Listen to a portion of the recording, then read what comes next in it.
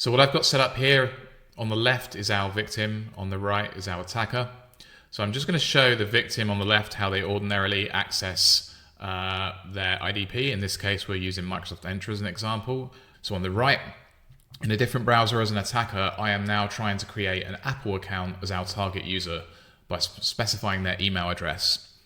We could do this with Google as well and other identity providers. I'm just using Apple as an example here. But in order to do this, we need to verify that account and verify the email. So I'm going to say, let's try and register for an Apple account as this user. And it's going to prompt me for this verification code. This is the phishing part where we need to get this account. So for the purposes of this demo, this is where I'm going to assume that we've phished it from the user in some way. So we take this code, we enter it, and this enables us to verify the Apple account.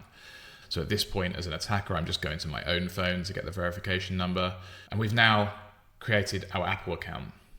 So here's where it gets interesting with the cross-IdP impersonation component. Rather than log in with Microsoft, I'm going to go to Atlassian and say, I want to log in with Apple.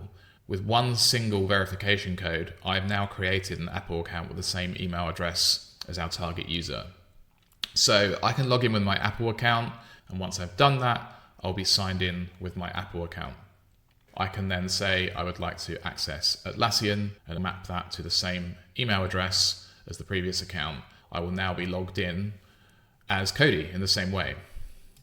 So the point of this is that the barrier for creating an Apple account or a Google account is much lower than the ability to compromise the original target's Microsoft account. So we can't compromise their passkey-based authentication without, say, an endpoint compromise, but we can potentially perform a verification phishing attack to get one single verification code, and then we can permanently take over their identity via cross-IdP impersonation. I've done this with Atlassian as one example.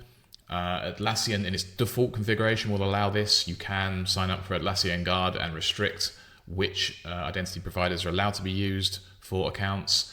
Many other SaaS applications will have similar setups, so this does depend on the configuration, but this is just used as an example to demonstrate the broad class of attack.